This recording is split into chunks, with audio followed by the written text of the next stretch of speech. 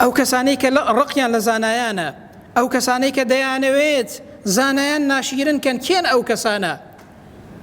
ئەوانە ئەو کەسانن وەکو شەمشەمە کوێرەوان، وەکو چۆن شەمشەمە کوێرە حەزی لە ڕووناکی ڕۆژ نییە و لە شەودا دەردەکەوێت. ئەو کەسانەی کە تاریکیان خۆش دەوێت، پێیان خۆشە خەڵک لە گومڕایی و تاریکی دابێت، ئەوانە دژایەتی زانایان دەکەن. ئەو کەسانەی کە دەیانەوێت خەڵک بەندەی خوا نەبێت بۆ ئەوەی شوێنی وانە بکەوێت و بەندەی ئەوانە بێت، ئەوانە دژایەتی زانایان دەکەن. ئەوانە زانایانی ڕاستەقینە لە کەدار دەکەن بۆ ئەوەی خەڵک شوێنیان بکەوێت، چونکە دەزانن کە زانای ڕاستەقینە هەبوو خەڵک شوێنی دەکەوێت.